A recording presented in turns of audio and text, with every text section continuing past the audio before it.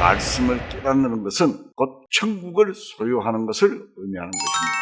왜 그런가 하면 하나님 말씀 안에는 생명의 빛이 있고 생명의 보화가 감추어져 있는 것입니다. 어느 날 주인이 왕이 되어 돌아와서 장사한 것을 전부 계산하라고 해서 어떤 종은 10배를, 어떤 종은 5배를 남겼어. 그러나 최후의 한 종은 본전 그대로 가져왔어. 하는 말이 당신이 엄한 사람인 것을 내가 무서워합니다. 그 최후의 종은 주님을 알지 못했습니다. 주인이 준 장사의 미천은 주인의 유익을 위한 것이 아니었습니다. 자신들이 장사해서 잘하는 만큼 자신의 것을 삼기 위함이었습니다. 남는 만큼 자신의 것이 됩니다. 참으로 어지르고 현명한 주인이었고 왕권을 나누어 주신 것입니다. 너희의 헤아리는 그 헤아림으로 너희가 헤아림을 받을 것이며 더 받으리니 있는 자는 받을 것이요 없는 자는 있는 것까지도 빼앗기리라.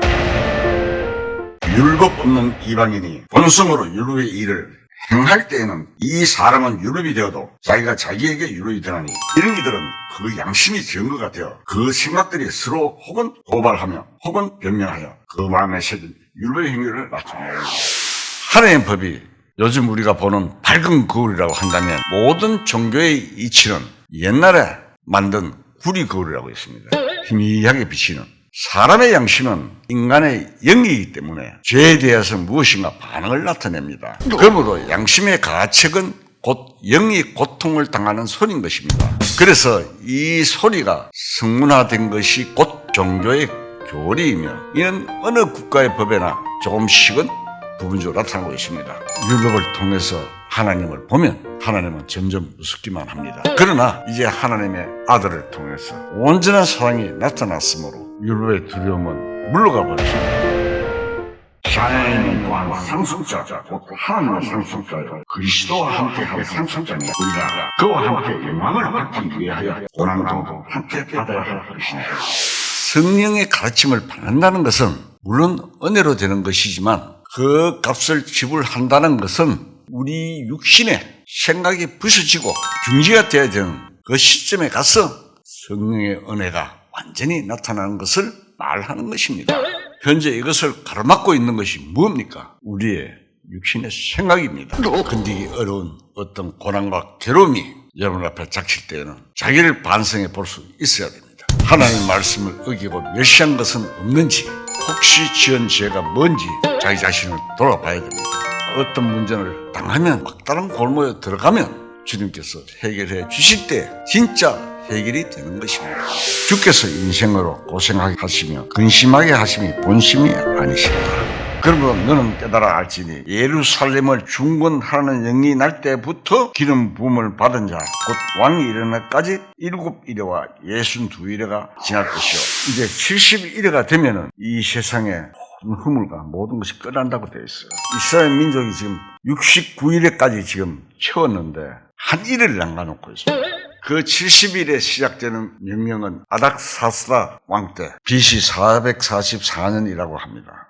490년이 지나면 현재 세상은 끝이 나게 되는데 그 첫째 기간이 7일인데 당시에 성전이 지어졌습니다. 그리고 나서 62일에가 지나면 기름 부음 받은 자가 끊어져 없어진다고 했습니다. 이는 예수님께서 십자가에 못 박혀 죽으실 것을 말하는 것이며 후 70년에 로마 타이터스 군대에 의해서 예루살렘 성전이 파괴될 것과 유대국이 멸망될 것을 예언하고 있습니다. 아주 정확합니다. 역사적으로.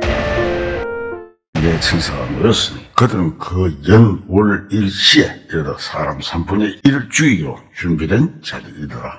마등대의 수는 2만만이니 내가 그들의 수를 들었노라. 계시록은 아마겟돈 전쟁에 이 세상 사람 3분의 1을 죽이는 군대가 2만만이라고 했으니 2억이나 되는 큰 군대라는 것을 알 수가 있습니다. 신기한 것은 계시록이 기록된 것은 지금으로부터 약 1900년 전인데 그때는 세계 인구가 2억도 채 되지 못한 때였던 것입니다. 어떻게 2억이나 되는 군대가 동원될 것을 말할 수 있었겠습니까? 말의 머리는 사자머리 같고 그 입에서는 불과 연기와 유황이 나온다고 했습니다. 사자머리 같은 말머리는 무엇이며 그 말의 입에서 불과 연기와 유황이 나온다는 것은 무슨 뜻일까요? 그것은 분명히 탱크나 전차를 타고 온다는 것에 대한 옛날식 표현일 것입니다. 그런데 1900년 전에 이 내용을 이야기할 수 있다는 것은 하나님이 제시 안 하고 아무도 모르는 내용입니다.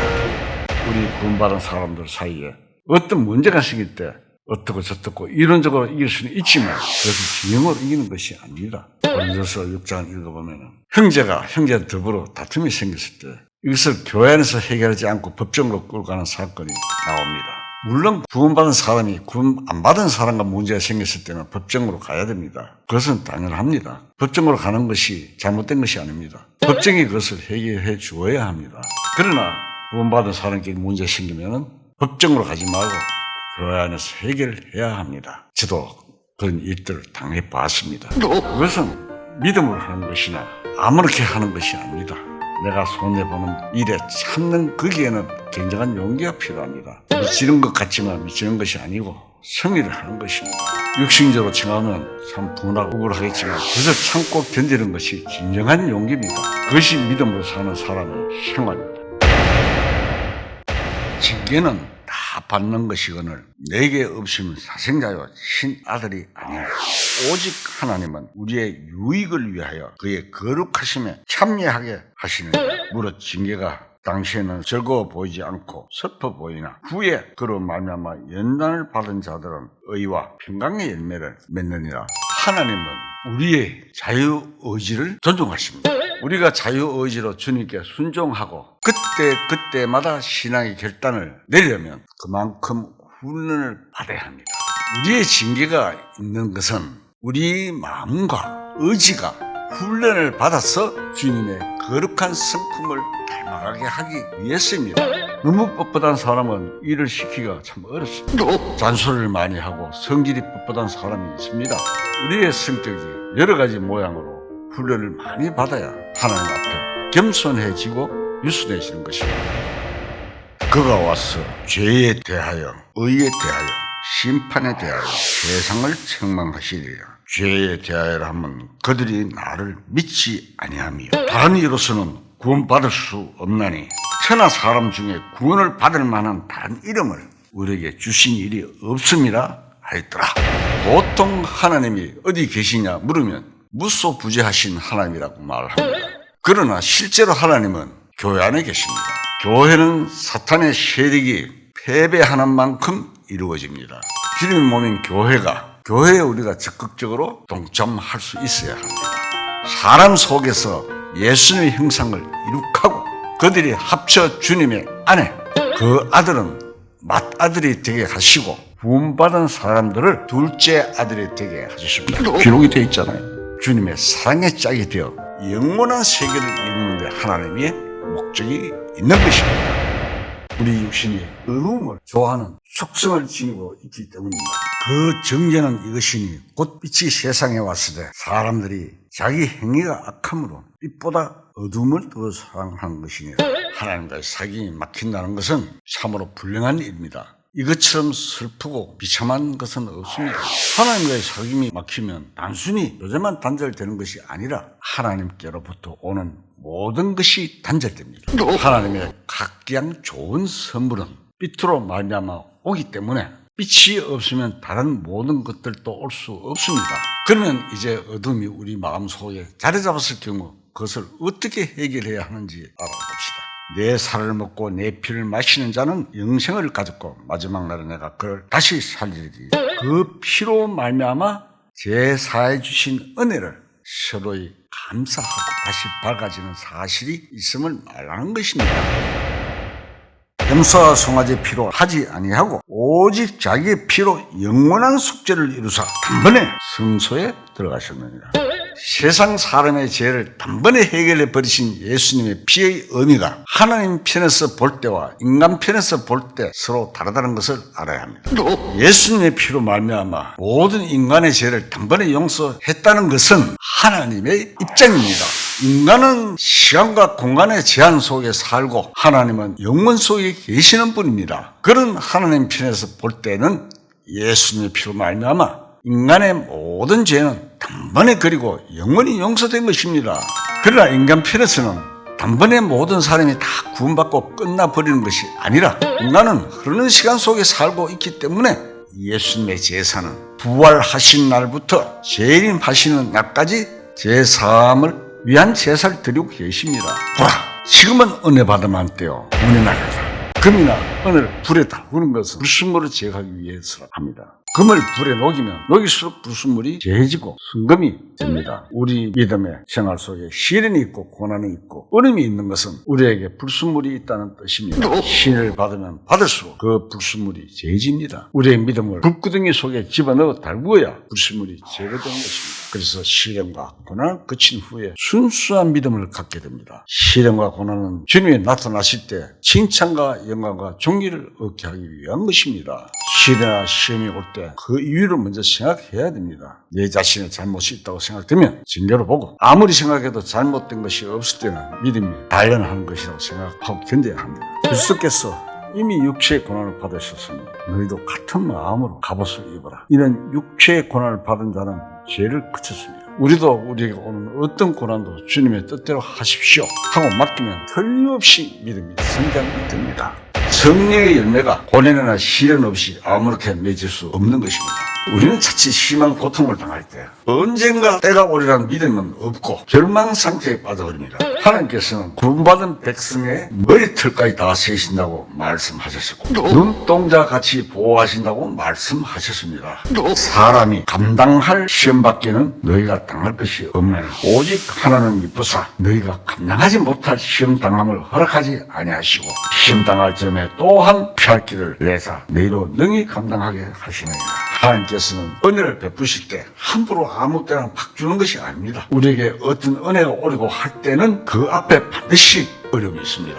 앞선 성도들은 아무리 고통스러운 상황에서도 그 때가 있다는 것을 확실히 믿었습니다. 그래서 고달프고 큰 어려움 속에서도 절망하지 않고 끝이 걸어갔습니다. 우리가 환난을 당하거나 시련을 당할 때 버리지 않는다는 말씀입니다. 주께서 고령과 천사장의 소리와 하나님의 나팔로 친히 하늘로부터 강림하시리니 그리스도 안에서 죽은 자들이 먼저 일어나고 그 후에 우리 살아남은 자들도 그들과 함께 구름 속으로 끌어올려 공중에서 주를 영접하게 하시리니 그리하여 우리가 항상 주와 함께 있으리라.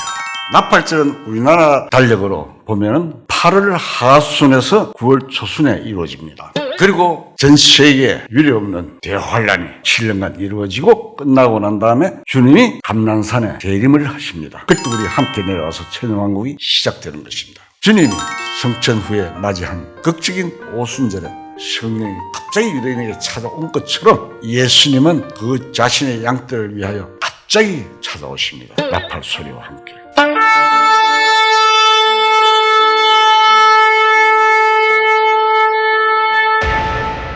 하나님이 오른손으로 예수를 높이시며 그가 약속하신 성령을 아버지께 받아서 너희가 보고 듣는 이것을 부어주시는 오순절에 성령이 임해서 방언도 하고 병을 고치니까 사람들은 저들이 세술에 취했다고 비방했죠. 예수님이 부활성천하셔서 그가 약속한 성령을 아버지께 받아서 결국 하나님의 근본적인 뜻은 사람 안에 그리스도의 영, 하나님의 영을 불어넣어서 하나님처럼 되는 것입니다. 엄청난 이야기입니다. 지금 사람이 하나님처럼 되는 것이 하나님의 근본 목적입니다. 그때는 실제로 하나님을 눈으로 보고 하나님과 함께 살게 됩니다. 나를 본 자는 살 자가 없다. 하나님처럼 돼야 살 수 있는 것입니다. 근데 그 사람 속에 하나님의 영을 불어넣으려면 예수님이 육신으로 오셔서 십자가에 돌아가시고 부활승천 하시는 역사가 필요했던 것입니다. 십자가에 돌아가시고 부활승천 하신 것은 성령을 이 세상에 오게 하는 한 길이었습니다. 성령은 하나님입니다. 그들이 이 말을 듣고 잠잠하여 하나님께 영광을 돌려 이르되 그러면 하나님께서 이방인에게도 생명을 얻는 해결을 주시도다 하니라. 하나님은 또 하나의 다른 선민 창조에 착수하셨던 것입니다. 이 부르심을 받고 새로운 백성들이 온 세상에서 복을 누리게 되었는데 그들은 교회라고 불리었습니다. 교회는 헬라어로는 에클레시아라고 하는데 이는 부르심을 받고 나온 사람들이라고 뜻입니다. 우리는 지금 이 교회 시대에 살고 있습니다. 그래서 세상에는 두 종류의 선민이 있는 것입니다. 그러나 유대인이 여전히 선민을 자리 차지하고 있으면 말할 필요도 없습니다. 하나님이 그들과 맺은 언약은 변할 수가 없는 영원한 것이고 교회 또한 하나님의 선민입니다. 그런데 이것은 나팔이 울려 퍼질 때 두 집단에 속한 백성들이 그리스도인들은 바로 주님이 계시는 곳으로 가지만 유대인들은 다시 모이기 위해서 이스라엘 땅으로 가야만 합니다. 우리 모두는 이방인인가, 유대인인가, 아니면 교회에 속한 그리스도인인가? 이 세상에 태어난 사람은 다 이 세 부류 중에 한 부분에 속해 있습니다. 그러므로 당신의 미래가 그에 따라서 결정됩니다. 내 아버지의 뜻은 아들을 보고 믿는 자마다 영생을 얻는 것이니 마지막 날에 내가 이를 다시 살리리라 하시니라. 하나님의 뜻입니다. 모든 사람이 구원받고 진리를 안에 이르기를 원하시는 분이 하나님이십니다.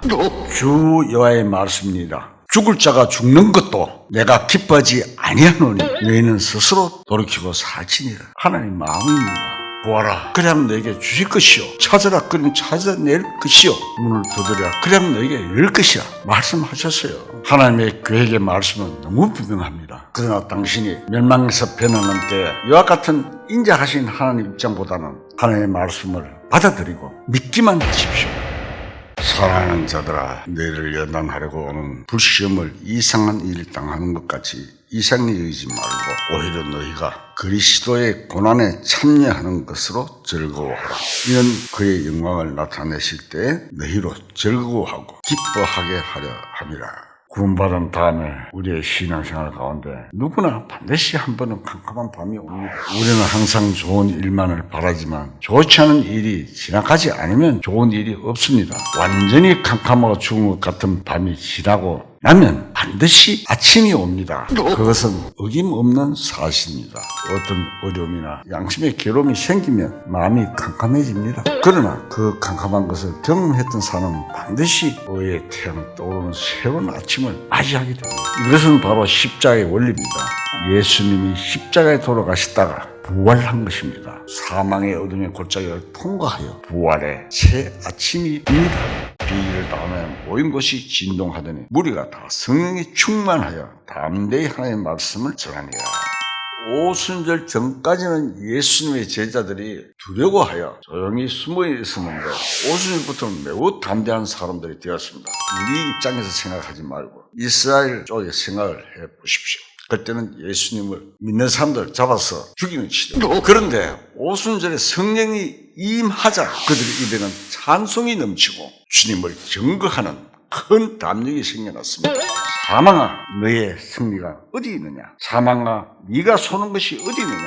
이 복음이라는 것은 사람들에게 제발 믿어달라고 사정하는 것이 아니고 당당히 공포를 하는 것입니다. 사탄과 죄와 사망에게 승리하신 주님을 따르라, 주님을 믿으라고 공포하는 것이 복음 전도입니다. 감사하지 않습니까? 태초에 말씀이 계시니라. 이 말씀이 하나님과 함께 계셨으니 이 말씀은 곧 하나님이시니라. 그가 태초에 하나님과 함께 계셨고 만물이 그로 말미암아 지은 바 되었으니 지은 것이 하나도 그가 없이는 된 것이 없느니라. 말씀이 곧 하나님이시라는 이는 예수님을 지칭하는 말입니다. 본래 하나님은 그 본체이신 영이 계시고 그 영 속에 한 뜻이 계셨는데 그 뜻은 곧 말씀으로 나타나신 아들, 독생자 예수님이 되는 것이며 여기 한 사람이 있다고 합시다. 그리고 그 사람 안에는 그 사람의 뜻이 있습니다. 그가 입을 열면 그 뜻이 외부로 나타납니다. 그것이 말입니다. 그 말은 그 사람의 영이 목소리로 바뀌어져 나오는 것입니다. 그러므로 그 말은 곧 그 사람 자신입니다. 말씀이 곧 하나님이시라는 것은 바로 이러한 뜻이며 그 표현 또한 아주 정확한 것입니다. 이 백성은 내가 나를 위하여 지었나니 나를 찬송하게 하려 합니다. 내가 나를 위해서 지었다. 나를 찬송하게 하려 합니다. 말씀대로 찬송 부르라고 우리를 구원해 주셨습니다. 하나님이 이스라엘 민족을 구출하신 것은 구원을 받고 감사해서 찬송을 부르는 그들 속에 그 하시기 위해서라는 것입니다. 하나님의 은혜를 언제나 마음에 간직하고 있는 사람들이 끊임없이 찬송을 부릅니다. 그는 내 찬송이시요 내 하나님이시라. 우리가 찬송을 부르는 것은 하나님을 부르는 것입니다. 영원한 생명이요 사랑이요 영광이신 하나님 안에 찬송이 있습니다. 비록 마음이 기쁘지 않더라도 찬송을 부르면 감사하는 마음이 생깁니다. 우리가 함께 찬송을 부를 때 하나님 앞에 영광과 축복이 된다는 사실을 잊어서는 안 될 것입니다. 진정으로 기쁜 마음으로 감사한 마음으로 찬송해 나온 겁니다.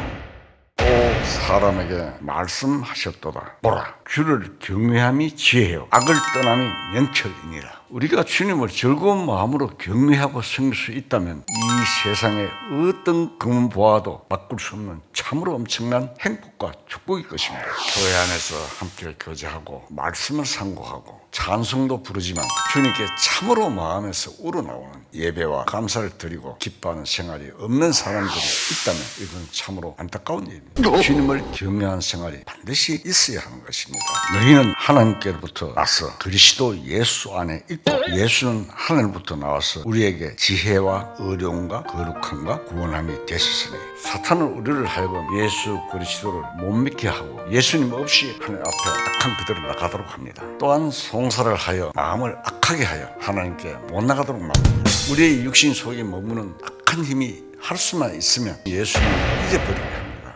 눈은 몸의 등불이니 그러므로 내 눈이 성하면 온몸이 밝을 것이요 눈이 나쁘면 온몸이 어두울 것이니 그러므로 내게 있는 빛이 어두우면 그 어둠이 얼마나 더하느냐. 여기 있는 빛은 바로 말씀입니다. 하나님의 계명 곧 말씀은 순결하고 정직하여 눈을 밝게 합니다. 영적으로 눈이 어두운 사람은 자유가 없고 눈이 밝은 사람은 자유가 있습니다. 죄를 이길 수 있습니다. 주님의 말씀이 마음에 있고 늘 그 말씀을 마음에 묵상한다면 그 사람은 하나님을 기쁘게 한다는 뜻입니다.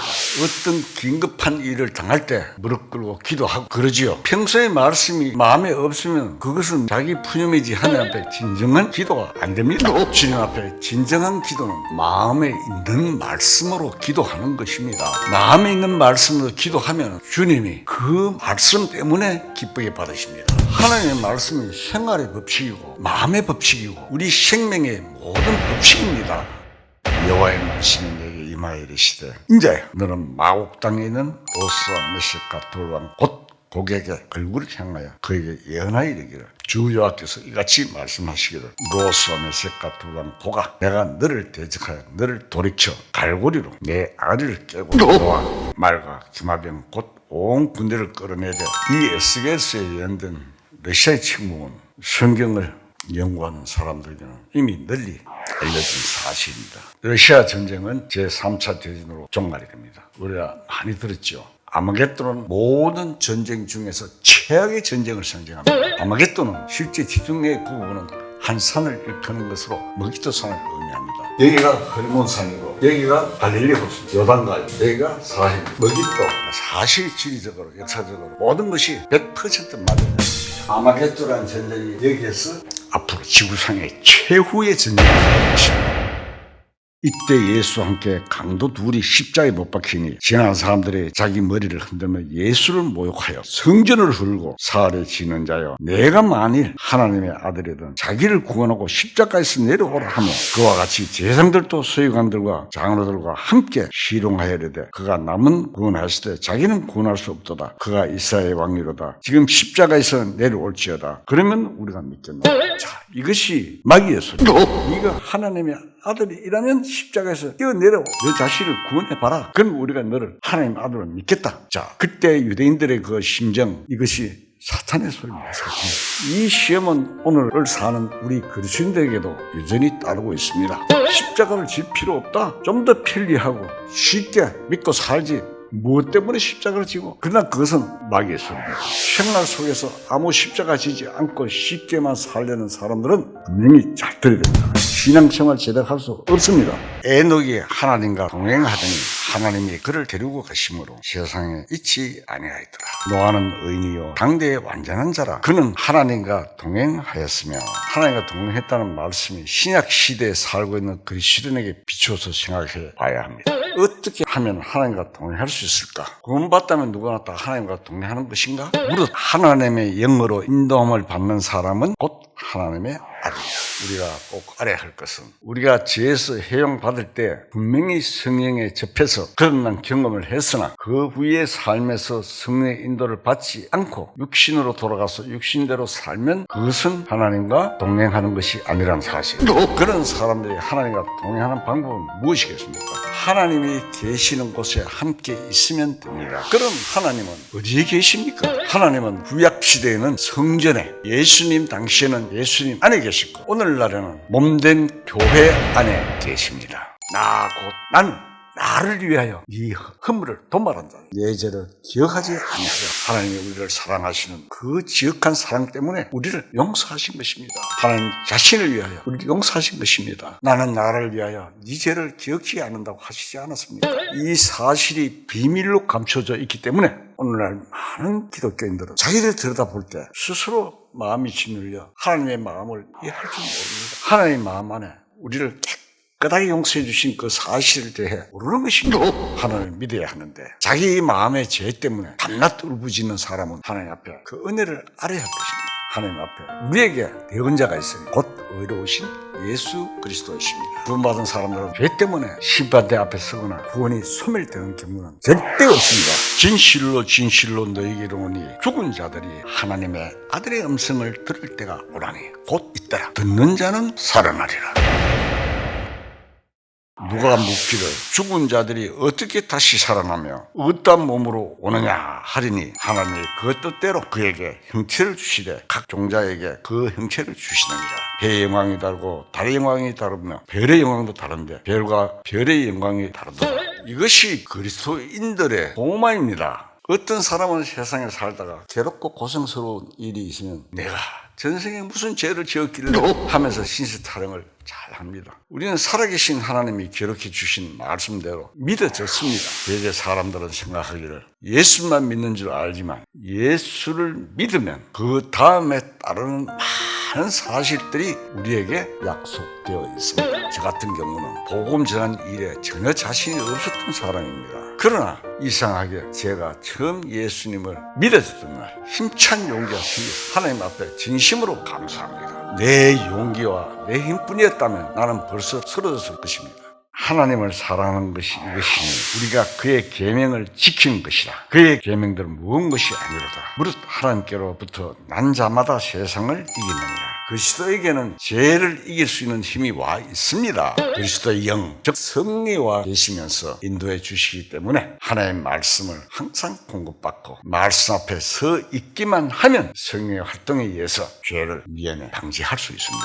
그런데 불행하게도 구원받은 사람이 성령의 인도를 포기하는 경우가 있습니다. 왜 그럴까요? 육신의 생각이 너무 강하기 때문입니다. 예수 그리스도를 믿는 자는 하나님께로서 낫고 그에게서 난 사람은 그의 계명인 새 계명을 지키는데 그것은 결코 무겁지 않다고 했습니다. 왜냐하면 예수를 하나님 아들로 믿는 자는 세상을 이김을 가졌기 때문입니다. 주를 향하여 이 소망을 가진 자마다 그의 깨끗하심과 같이 자기를 깨끗하게 하느니라. 내 허무한 날을 사는 동안 내가 그 모든 일을 살펴보았더니 자기의 어려움에도 불구하고 멸망하는 의인이 있고 자기의 악행에도 불구하고 장수하는 악인이 있으니 의인은 시냇가에 심은 나무가 시절을 쫓아 열매를 맺고 잎사귀를 내도 형통하지만 악인은 바람에 나는 겨처럼 심판을 견디지 못하고 망하리라는 시편 1편에 잘못된 것처럼 여겨질 수도 있는 것입니다. 그러나 하나님이 만약 사람들의 모든 악행과 그랬던 행위에 대한 심판을 즉시 내리셨다면 이 세상에서 한 사람도 구원 얻을 사람이 없을 것입니다. 우리도 마찬가지입니다. 그런데도 사람들은 길이 참으신 하나님의 은혜를 모르고 오히려 하나님을 원망하고 심지어는 하나님이 없다고 망언까지 일삼습니다. 또 누구든지 하나님을 사랑하면 그 사람은 하나님도 알아주시느니라. 너는 마음을 다하고 뜻을 다하고 힘을 다하여 내 하나님 여호와를 사랑하라. 하나님의 자녀들과 마귀의 자들이 드러나니 무릇 의를 행하지 아니하는 자나 또는 그 형제를 사랑하지 아니하는 자는 하나님께 속하지 아니하니라. 이 말씀은 그 영혼이 분명히 하나님께 속한 자라 할지라도 자칫 잘못하면 마귀에게 속한 생활을 할 가능성이 있음을 말해주는 것입니다. 만일 구원받은 사람이 어떤 죄를 지었다고 가정을 해봅시다. 그때 그 죄가 하나님으로부터 오는 것이겠습니까? 마귀로부터 오는 것이겠습니까? 그것은 틀림없이 마귀로부터 오는 것입니다. 형제 자매를 사랑하지 아니하는 자는 사망에 거한다고 했는데 구원을 받았지만 그 생명은 꼼짝 못하고 죽은 육신이 활동하기 때문에 사망에 거할 수도 있습니다. 우리는 어떻게 하는 것이 진정한 그리스도의 사랑일까요? 희생이 없이는 참 사랑이 나타날 수 없기 때문입니다. 우리가 누굽니까? 하나님의 자녀가 아닙니까? 당당하고 담대하고 기쁘고 즐겁게 살아가야 되는 사람들입니다. 어느 때나 하나님을 본 사람이 없을 때 만일 우리가 서로 사랑하면 하나님이 우리 안에 거하시고 그의 사랑이 우리 안에 온전히 이루어지느니라. 신약시대에 주신 새로운 계명, 이는 새 계명을 실천하면 자동적으로 하나님을 사랑하는 것이 되기 때문에, 하나님은 사랑이시기 때문에 사랑이 있는 곳에만 계십니다. 그 길이 곧 하나님을 사랑하는 길이므로 사랑해야 합니다. 이 말을 들으면 사랑하는 마음이 일어나지 않는데 어떻게 사랑하느냐라고 반문할 수도 있을 것입니다. 마음에 사랑이 일어나지 않는다고 자꾸만 미움이 생긴다고 하더라도 하나님을 사랑하는 마음이 있거든 형제를 사랑하는 행동을 해야 한다 이 말입니다. 사랑의 마음속에서부터 샘소도 할 때까지 기다렸다가 사랑해야 합니까? 죽을 때까지 기다려도 저절로 솟아나지는 않을 것입니다. 눈에 보이는 형제와 자매를 섬기고 사랑하는 것이 곧 보이지 않는 하나님을 사랑하는 것이라는 것을 절대 잊어서는 안 됩니다. 너를 낮추시며 너를 주게 하시며 또 너를 알지 못하며 내 조상도 알지 못하던 만나를 내게 먹이신 것은 사람이 떡으로만 사는 것이 아니요 여호와의 입에서 나오는 모든 말씀으로 사는 줄을 네가 알게 하려 하십니다. 우리들도 현재 신앙생활 속에서 이런저런 어려움을 겪게 되는데 그 시험을 통과해야만 말씀으로 살아가는 방법을 알 수 있는 것입니다. 무소태평한 사람은 이 말씀을 절대로 알 수가 없습니다. 시련과 고통과 어려움을 당할 때 알아지는 것이지. 우리가 농사를 지어보면 밤에 장볼 때 쭉쭉 큽니다. 어두울 때 마음이 어두워서 견딜 수 없는 그때가 가장 빛을 요구하는 때입니다. 개인적으로 하루에 단 몇 분이라도 그런 시간을 가져야 합니다. 유튜브 볼 때는 5분 10분 잘 보고 주님은 빛입니다. 하나님의 말씀은 빛입니다. 주님이 계신 그곳에 가면 큰 풍랑도 잔잔해집니다. 모든 문제가 정리되는 것입니다. 너희 중에 누구든지 지혜가 부족하거든 모든 사람에게 구히 주시고 꾸짖지 아니하시는 하나님께 구하라. 그리하면 주시리라. 기도가 없이는 신앙생활이 되지 않습니다. 우리 구원받은 사람들은 편안한 가운데서 믿음이 전진하도록 되어 있지 않고 여러 가지 어려움과 환난을 거치는 과정을 거쳐서 믿음이 성장하도록 되어 있습니다. 무덤에 누워있는 죽은 자처럼 신앙생활에 있어서 죽는 증거를 거쳐야 할 것입니다. 정말 참기 어려운 극한 어려움을 당할 때는 마치 하나님께로부터 끊어졌다는 생각을 가지게 됩니다. 죽은 자처럼 살지 말고 무덤 속에 있는 자처럼 살지 말고 주님 안에서 산 자답게 하나님을 증거하고 찬송을 부르며 삶을 살 수 있도록 해주십시오 하는 기도가 반드시 필요합니다. 그러므로 이르기를 잠자는 자여 깨어서 죽은 자들 가운데서 일어나라. 그리스도께서 너를 비추이시라 하셨느니라. 그리스도와 더불어 천년 동안 왕노릇하니 그들이 하나님과 그리스도의 제사장이 되어 천년 동안 그리스도와 더불어 왕노릇하리라. 예수님이 재림하셔서 원래부터 목적하시던 그 완전한 세상이 우리 앞에 이루어질 때 우리가 거기에서 과연 어떤 역할을 하게 될까를 생각해 봐야 합니다. 하나님이 그들에게 복을 주시며 생육하고 번성하여 땅에 충만하라. 땅을 정복하라. 모든 생물을 다스리라 하시니 현재 우리 영혼이 구원받았지만 온전한 구원이 없다면 무슨 소용이 있겠습니까? 그래서 그 완전한 구원에 들어가기 위한 준비를 해야 합니다. 얻을 상급을 짓는 것이 뭡니까? 현재 삶입니다. 주인이여 당신의 한 문화로 10문화를 남겼나이다. 잘하였도다. 10고을 권세를 차지하라. 그 둘째가 와서 이르되 5문화를 남겼나이다. 너도 5고을을 차지하라고. 천년 왕국은 예수님이 통치하시는 가장 완전하고 이상적인 세상입니다.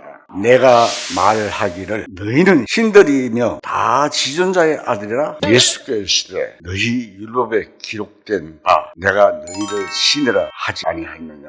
우리 신앙생활은 그 깨어진 반석에서 흘러나오는 물을 마시고 사는 것입니다. 우리도 그 십자가에 참여하자면 우리도 역시 육신이 깨어지는 경험이 있어야 합니다. 그래서 정상적인 신앙생활은 마음에는 적음이 있어도 육신은 고달픈 일이 많은 것입니다. 우리는 하나님의 아들이고 신인데 설금설금 세상 사람들이 춤을 추니까 같이 춤을 추고 세상 사람들이 짓는 죄를 같이 짓고서 하나님의 아들들이 보통 사람으로 변해가는 것입니다. 너희가 육신대로 살면 반드시 죽을 것이로되 영으로서 몸의 행실을 죽이면 살리니 우리 육신에게 져서 육신대로 살아야 할 사람이 아닙니다. 우리는 신이요 하나님의 아들입니다. 그래서 하나님의 아들답게 신답게 살아야 하지 않겠습니까? 그날 왕 되신 주님이 오시면 정말 잘했다 칭찬을 받고 기쁘게 생각할 것입니다. 좁은 문으로 들어가라. 생명으로 인도하는 문은 좁고 길이 협착하여 찾는 자가 적음이야.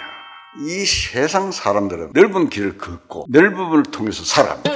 그러면 좁은 문은 무엇일까요? 프랑스의 앙드레 지드는 좁음이라는 소설을 썼습니다. 어떤 남녀가 서로 사랑하게 되는데 여자가 천주교를 다닙니다. 사랑을 따라가느냐 종교를 따라가느냐 하는 문제 속에서 여자가 갈등하다가 결국 죽어버린 그런 내용입니다.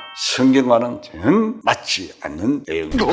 성경적으로 볼 때 좁은 문은 십자가입니다. 십자가를 통과하는 것이 하나님을 만나는 길이고 하나님이 계시는 성전 안으로 들어가는 길입니다. 우리가 그 십자가를 통과한다는 것은 예수님이 죽으심으로 말미암아 우리 옛사람도 예수님과 함께 죽고 예수님의 부활과 함께 우리도 새 사람으로 부활하는 것을 말합니다. 문의 이쪽 편에서는 죽고 반대편에서는 다시 살아나는 것입니다.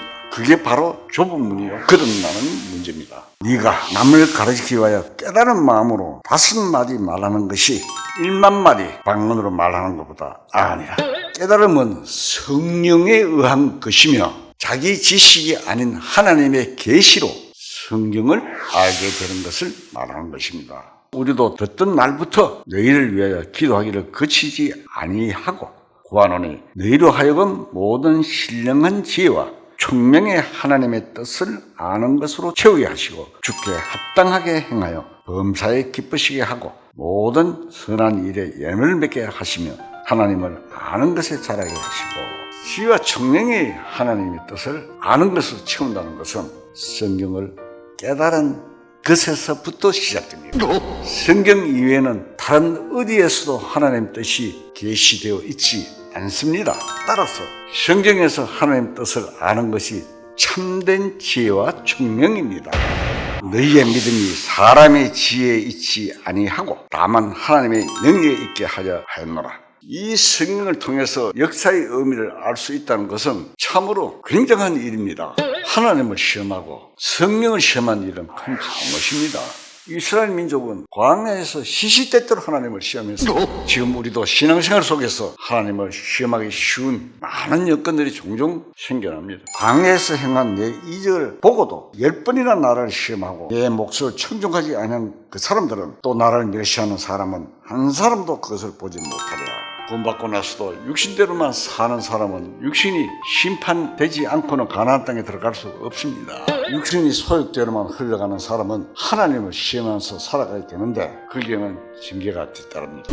주님 앞에 우리가 회개하는 마음을 가지는 것이 굉장히 중요합니다. 그래서 우리는 좀 더 하나님 앞에 겸손하고 낮아진 마음을 가져야 합니다. 우리가 알거니와 하나님을 사랑하는 자 곧 그의 뜻대로 부르심을 입은 자들에게는 모든 것이 합력하여 선을 이룬다. 이 모든 것이라는 말 속에는 우리 생활 전체가 다 들어있습니다. 그 모든 것이 합쳐가지고 하나님의 선하신 뜻이 이루어져가는 과정에 있습니다. 사실 선을 이루기 위해서 하나도 없어서는 안 될 과정입니다. 그러니까 하나님이 응답하시지 않는 것이 아니죠. 우리가 당하는 여러 가지 어려운 문제, 그 징계하는 채찍을 우리가 정말 잘 받는다면 하나님의 크신 사랑을 그때마다 느낄 수 있습니다. 하나님은 우리를 말씀으로도 교훈하시지만 우리는 징계를 받을 때도 하나님의 큰 교훈을 받을 수 있는 것입니다. 그 징계는 유익을 주기 위한 것입니다. 하나님이 우리와 함께 계시다는 것과 우리에게 사랑으로 역사하신다는 것을 마음의 눈으로 영의 눈으로 볼 줄 알아야 합니다. 내 말과 내 전도함이 설득 있는 지혜의 말로 하지 아니하고 다만 성령에 나타나심과 능력으로 하여 너희 믿음이 사람의 지혜에 있지 아니하고 다만 하나님의 능력에 있게 하려 하노라.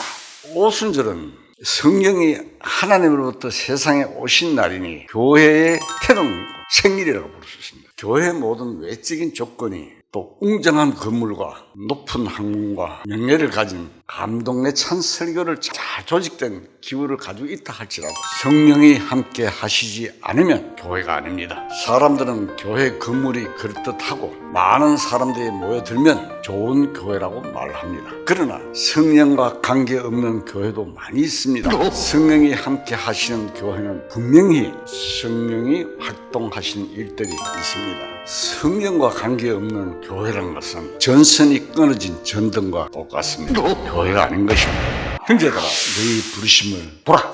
육체를 따라 지혜로운 자가 많지 아니하며 능한 자가 많지 아니하며 문벌 좋은 자가 많지 아니하도다. 이는 아무 육체도 하나님 앞에 자랑하지 못하게 하려 하십니다. 초대교회에서도 하나님 앞에 크게 들어서 있는 사람들은 세상 교육을 원래 그렇게 많이 받지 못한 사람들이 많습니다. 제인군이나 찰스 피니 같이 성경 다음으로 많이 팔렸던 저력증을 쓰는 존버전 같은 사람들은 성경이 열려서 그렇게 된 것입니다. 그 사람들이 똑똑해서 그렇게 된 것이 아닙니다. 이 세상 학문이 없는 사람들, 초등학교 정도 학벌밖에 되지 않았습니다. 그러나 그들은 위대한 발자취를 이 세상에 남겼습니다. 그는 자기의 삶 속에서 예수님을 통해서 깊은 사실들을 알아갔고, 예수님을 아는 것은 참된 지각입니다. 예수님을 알면 알수록 이 세상이 돌아가는 원리도 트이고 보통 사람이 잘 모르는 것을 찾아내는 힘이 생깁니다. 이런 것이 진짜 지각입니다. 너희는 너희 아비 마귀에게서 났으니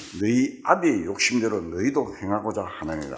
진리가 그 속에 없으므로 그가 거짓말쟁이요 거짓의 아비가 되었습니다. 그 마귀는 사람들의 마음을 부추겨 육신의 구원, 다시 말해서 사회 구원 운동을 지금 열심히 들고 있습니다.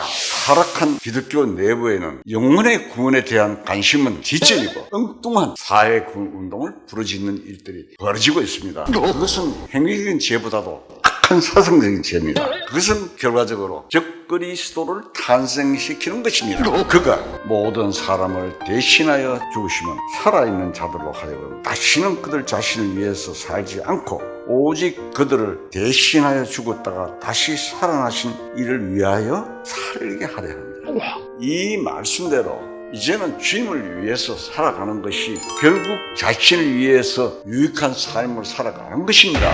또 내가 보면 거룩한 성, 새 예루살렘이 하나님께로부터 하늘에서 내려오니 그 준비한 것이 신부가 남편을 위하여 단장한 것 같더라. 우리가 먼저 아담과 하와의 관계를 생각하면 머리신 주님과 몸인 교회의 관계를 알 수가 있습니다. 하나님께서는 주님에게 신부가 있어야 할 것을 아셨습니다. 하나님의 근본 목적은 신랑이신 예수님과 신부인 교회에 있습니다. 인류의 역사는 하나님께서 주님의 신부인 몸을 형성해 가시는 과정입니다. 그 몸이 완성될 때에 천국도 완성됩니다. 그리스도의 몸인 교회가 완성되었을 때 그것은 가장 아름다운 신부의 모습이며 곧 천국인 것입니다. 오늘날 예배당이 성전이라는 인식이 뿌리 깊이 박혀 있습니다. 머리신 주님의 뜻을 표현하는 것이 바로 교회입니다. 넓게 한 형제와 화목하기가 견고한 성을 취하기보다 어려운즉 이러한 다툼은 산성 문빗장 같습니다. 참 얼마나 형제와 화목하기가 어렵나. 견고한 성 취하기보다 어렵고 산성의 문빗장 같다고 했습니다. 이 세상 사람들은 다투어도 같이 앉아가지고 박 아무개 김 아무개 하면서 술 한 잔 딱 마셔버리면 다 풀어버립니다. 그런데 이상하게도 구원받은 사람들 사이에서는 오히려 쉽게 마음이 풀어지지 않는 것 같습니다. 믿음으로 사는 사람은 자기를 인정받을 필요가 없습니다. 죽어버린 존재인 자기를 나타내고 노력할 필요가 없는 것입니다. 그 대신에 자기가 없어진 빈 자리를 대신 예수님이 채우십니다. 자신이 욕을 먹든지 무시를 당하든지 상관이 없습니다. 이것이 바로 나를 위하여 죽으신 예수 그리스도를 믿는 믿음 안에 사는 것입니다. 근신하라, 깨어라. 너희 대적 마귀가 우는 사라같이 두루 다니면 상쾌자 상하라. 이르시되 내가 은혜 베풀 때 너희에게 듣고 구원의 날에 너를 도왔다 하셨으니 보라, 지금은 은혜 받을 만한 때요. 보라, 지금은 구원의 날이로다. 그러나 이방이라고 해서 다 구원받는 것은 아닙니다. 참으로 이 진리를 찾는 자, 마음이 목마른 자라야 받을 수 있습니다. 현재도 이 세상에 성령이 계시면서 활동하고 계십니다. 그러나 어느 날인가 성령이 떠나시는 날이 옵니다. 그때 세상은 양심의 빛이 없어져 캄캄하게 되고 적그리스도가 낭타라서 통치하게 됩니다. 성령이 떠나실 때에도 교회도 함께 떠납니다. 교회는 성령이 거하시는 전임으로 성령과 교회는 분리될 수 없기 때문입니다. 사람들이 환난 속에 교회도 참여를 한다는 말을 하고 성경에 너무 무지합니다. 너희는 너희가 하나님의 성전인 것과 하나님의 성령이 너희 안에 계시는 것을 알지 못하느냐. 그리스도의 이름을 부르며 복음을 알았다고 할지라도 성령이 계시지 않으면 교회가 아닙니다. 이 문둥병은 죄를 상징합니다. 제사장은 문둥병 환자를 위하여 정결한 새 2마리와 백향목과 홍식실과 우슬초를 가져오게 했습니다. 흐르는 물 위에서 잡은 새의 피를 찍습니다. 자, 백향목은 높은 나무입니다. 우슬초는 아주 낮은 식물입니다. 홍색실은 율법을 상징합니다. 그래서 새를 잡아 백향목과 우슬초와 홍색실을 함께 새의 피를 찍는 것은 높은 사람의 죄나 낮은 사람의 죄나 율법을 범한 사람의 죄가 모두 그 피로 용서되는 것을 말합니다. 또 문둥병에서 정결함을 받을 자에게 7번 뿌려 정하다 하고 덜에 내와준 살아있는 새는 멀리 공중으로 날아가 버립니다. 그 새는 죄짐을 지신 예수님의 그림자입니다. 주님은 우리 죄를 멀리 옮기셨습니다. 독리새에서 먼 것 같이 우리의 죄가를 우리에게서 멀리 옮기셨습니다. 내가 아버지께로부터 너에게 보낼 보혜사 곧 아버지께로부터 나오시는 진리의 성령이 오실 때 그가 나를 증언하실 것이요. 성경을 알고 믿어야 됩니다. 덮어놓고 믿는 게 아니라 오순절부터 끝까지 성령의 일하심으로 새로나게 하시고 그것이 곧 구원입니다. 하나님의 사랑을 깨닫게 하시고 구원을 받은 신자를 하나로 뭉쳐서 교회 곧 그리스도의 몸이 되게 하십니다. 형식적인 조직에 의해서 합쳐진 것은 성령과 관계없고 인간의 조직으로서 아베탑입니다. 그냥 교회 다니는 것이 성령과 동의하는 것은 절대로 아닙니다. 성령으로 확실히 거듭나야 됩니다. 자세히 들어보세요. 오늘날 신비주의자들이 떨리고 뜨겁고 방문하는 체험으로 성령이 거듭나는 것은 결코 아닙니다. 제사함을 받은 진리를 참으로 깨달았을 때 성령으로 거듭나는 것입니다. 성령은 진리의 영입니다. 예수님께서 진리이십니다. 예수께서 이르시되 내가 곧 길이요 진리요 생명이니 나로 말미암지 않고는 아버지께로 올 자가 없느니라. 그날에는 내가 아버지 안에 너희가 내 안에 내가 너희 안에 있는 것을 너희가 알리라. 오늘은 많은 교인들이 실제적으로 그리스도 밖에 있으면서 그리스도 안에 사는 줄 생각합니다. 그리스도 밖에 살던 사람이 그리스도 안으로 들어가는 계기가 있어야 합니다. 그것이 바로 무엇이냐? 거듭나는 일입니다. 성령이 오시면 성령을 받게 될 때 비로소 영으로 그 사실을 알게 되는 것을 말합니다. 보통 때는 내 마음대로 내 생각대로 살다가 주일에는 성경 찬송 가지고 교회 가서 잠깐 예배에 참석하고 와서는 재미나는 즐거움으로 하루를 살아갑니다. 결국은 주일도 1시간 예배 시간 뿐이고 전부가 내가 원하는 즐거워하는 대로 살았을 뿐입니다. 그렇지 않습니까? 그래도 그리스도 안에서 사는 것이겠습니까? 그리스도 안에서 산다는 것은 예배가 아니라 삶입니다. 삶. 육으로 난 것은 육이요 영으로 난 것은 영이니 내가 이게 거듭나야 했단 말을 놀랍게 여기지 마라. 염소와 송아지의 피로 아니하고 오직 자기 피로 영원한 속죄를 이루사 단번에 성소에 들어가셨느니라. 염소 송아지 피로 안 된다 이 말이야. 어린 양이신 예수 그리스도의 피로 영원한 속죄. 영원한 속죄 뭡니까? 과거, 현재, 미래 모든 것을 영원이라고 합니다. 영원한 속죄로서 단번에 성소에 들어가셨다고 말씀하셨습니다. 하나님 앞에는 예수님으로 말미암아 이미 완전한 제사가 들어졌습니다. 예수님과 함께 있는 자는 성전 안에 있는 자이며 안식일을 범하는 죄가 없습니다. 예수님과 함께 있는 자는 이제 영원히 쉬는 것입니다. 안식하는 것입니다. 예수님 안에는 굶주림이 없습니다. 예수님 안에는 생명의 떡이 있습니다. 그리스도 안에 있는 자에게는 결코 정죄함이 없다고 하셨습니다. 모든 죄는 예수 그리스도 안에서 완전히 끝이 났습니다. 수고하고 무거운 짐진 자들아 다 내게로 오라. 내가 너희를 쉬게 하리라. 하나님의 성령을 근심하게 하지 말라. 그 안에서 너희가 구원의 날까지 인치심을 받았느니라. 우리의 전쟁은 육신입니다. 우리의 육신은 세상을 좋아합니다. 돈을 좋아하고 쾌락과 명예를 좋아합니다. 육신이 이처럼 세상과 짝하고 세상을 향해서 가면 성령이 근심합니다. 우리 안에는 성령으로 말미암아 새 생명이 있는데 우리 육신은 항상 세상을 향해서 가고 있습니다. 너희는 하나님이 우리 속에 거하게 하신 성령이 시기까지 사모한다 하신 말씀을 헛된 줄로 생각하느냐. 주님은 우리의 사랑을 독차지하고 싶어 하십니다. 참 사랑은 질투가 있고 시기가 있는 것입니다. 성령은 우리 마음이 돈을 사랑하고 세상을 사랑하는 것을 싫어합니다. 돈뿐만 아니고 핸드폰을 사랑하는 것도 하나님 싫어하십니다. 말씀을 가까이 안 하고 세상 일에 빠지면 하나님 좋아하시겠습니까? 나는 선한 목자라. 선한 목자는 양들을 위하여 목숨을 버리더라. 문지기는 그를 위하여 문을 열고 양은 그의 음성을 듣나니 그가 자기 양의 이름을 각각 불러 인도하여 내느니라. 자기 양을 다 내놓은 후에 앞서가며 양들이 그의 음성을 아는 거로 따라오되 타인의 음성은 알지 못하는 거로 타인을 따르지 아니하고 도리어 도망하느니라. 어떻습니까? 여러분, 참으로 주님의 양입니까? 참으로 주님의 양이라면 주님의 음성을 들을 수 있게 되어 있습니다. 예수님은 양의 목자입니다. 우리들은 예수님의 양입니다.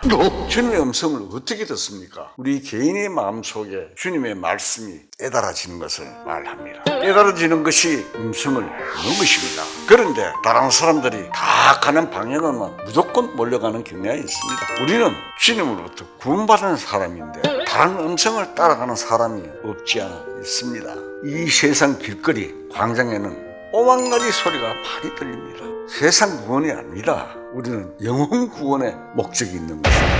인간의 심각한 문제는 인간의 힘으로 의를 이룰 수 없는 데 있습니다. 숨소리 빼놓고 다 거짓말한다 하잖아요. 아무리 노력하고 고행을 해도 도저히 이룰 수 없는 것이 인간이 죄로 말미암아 지옥 갈 수밖에 없는데 이것은 인간에게 아주 심각한 문제입니다. 자살하는 사람들은 자신의 존재가 없어지니 궁극적으로 고통에서 놓일까 하여 이를 감명하지만 죽어도 그 존재는 없어지지 않는 것이기 때문에 육신에 있을 때보다 훨씬 괴로움이 큰 것입니다. 이상의 많은 학자나 종교가도 다 말로만 인생의 문제를 논하는 자들입니다. 우리가 인사할 때 그 사람 한 달 전에 세상을 떠났다고 이런 이야기 듣잖아요. 인생의 흠함을 새삼 느끼게 됩니다. 이 죄의 문제를 풀기만 하면 모든 문제가 풀릴 텐데 인간 자신의 힘으로 노력으로는 결코 풀 길이 없습니다. 예수님은 목숨을 버리심으로 인간을 사랑하셔서 죽음의 문제를 해결해 주셨습니다. 이 사실을 믿는 자는 죽음이 없습니다. 우리는 성경 말씀을 통해서 이 문제를 확실히 해결해야 합니다. 자기의 아들을 아끼지 아니하시고 우리 모든 사람을 위하여 내주신 이가 어찌 그 아들과 함께 모든 것을 우리에게 주시지 아니하겠느냐. 미국의 어떤 무신론자는 사람이 하나님으로부터 해방되어야 참으로 자유할 것이라고 했습니다. 얼마나 교만한 소리입니까? 하나님을 너무도 오해하고 있는 소리입니다. 하나님을 폭군으로밖에 보지 않기 때문에 그렇게 생각하게 됩니다. 사실 오늘날의 소위 하나님을 믿는 기독교는 엄하고 심판하는 독재자로만 섬기고 있기 때문에 하나님을 믿는데도 전혀 자유나 안식이 없습니다.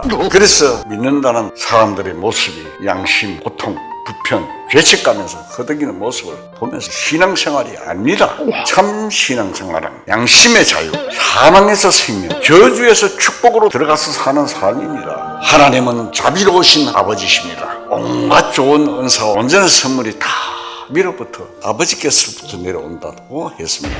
그때의 의리가 어린 양과 함께 살며 표범이 어린 염소와 함께 누우며 송아지와 어린 사자와 살찐 짐승이 함께 있어 어린 아이에게 끌리며 암소와 곰이 함께 먹으며 그들의 새끼가 함께 엎드리며 사자가 소처럼 풀을 먹을 것이며 젖먹는 아이가 독사의 구멍에서 장난하며 젖된 어린 아이가 독사의 굴에 손을 넣을 것이라. 내 거룩한 산 모든 곳에서 해됨이 없고 상함도 없을 것이니 이는 물이 바다를 덮음같이 여호와를 아는 지식이 세상에 충만할 것입니다. 결국 인간의 시조 아담이 죄를 지음으로써 에덴을 상실한 이후로 아담이 잃었던 에덴을 회복하심으로 평화의 세계를 이룩하시는 것입니다. 그것이 그리스도 통치의 천년 왕국이 되는 것입니다. 틀림없이 멀지 않은 시기에 우리 앞에 닥친 일들입니다. 여러분, 그리스도 안에서 용서되고 쉴 수 있습니다. 구원받는 것은 어디까지나 자기 자신이 예수님께 직접 듣고 믿어야 되는 것입니다. 열심히 하느라고 해도 무엇인가 부족한 것 같고 죄가 허리만큼도 남지 않고 깨끗하게 갚아져야 된다고 했는데 그렇게 되었는지 아닌지 잘 모르는 거예요. 성령을 받은 것 같기도 하고 안 받은 것 같기도 하고 새벽마다 기도도 못하고 11조 드리지 못하고 사랑도 없으며 주님 생각하는 것보다 세상의 마음이 더 기울어져 있는데 이래가지고서는 천국에 갈 것인지 갈 수 없는 것인지 심판대 앞에서 과연 남자할 수 있을지 하면 늘 항상 불안해합니다. 바로 이것이 모래 위에 세운 집입니다. 저도 과거에 그렇게 살아왔습니다. 여러분 참으로 평안하십니까? 내 아버지의 뜻은 아들을 보고 믿는 자마다 영생을 얻는 이것이니 마지막 날에 내가 이를 다시 살리라 하시니라. 아들을 보고 믿는 자마다 영생을 얻는 이것이 라는 말씀은 죽은 뒤에 얻는 영생만을 말하는 것이 아니라 현재에 살아서 영생을 얻는 것을 말합니다. 그 성은 해나 달의 비침이 쓸데없으니 이는 하나님의 영광이 비치고 어린 양이 그 등불이 되십니다. 만국이 그 빛 가운데로 다니고 땅의 왕들이 자기 영광을 가지고 그리로 들어가리라. 낮에 성문들은 도무지 닫지 아니하니 거기에는 밤이 없습니다. 오직 어린 양의 생명책에 기록된 자들만이 들어가리라. 자, 이 세상에 어떤 왕궁에 이런 아름다움이 있을까요? 외모로 사람이나 어떤 일들을 판단하는 것을 배제하고 정말 아름다운 성령의 역사 속에서 닦이고 낮아져서 주님의 거룩한 몸에 합당한 삶을 살아갈 수 있도록 우리는 해야 하는 것입니다. 하나님의 궁정은 어마어마하고 굉장히 아름다운 곳이지만 우리 같은 죄인들도 거듭나서 하나님의 생명을 받아서 거기에 참여할 수 있는 것입니다. 하나님의 베푸르신 넓은 큰 은혜입니다.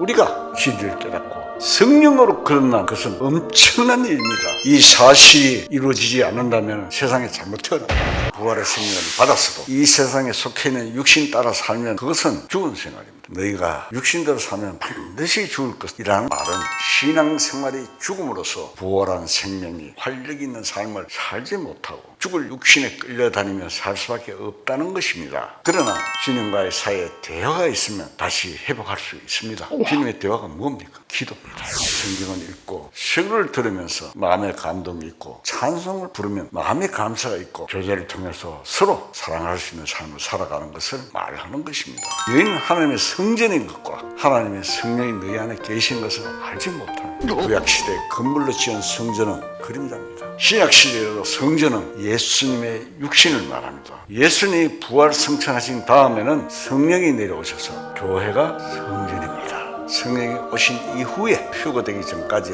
사람들이 신부가 됩니다.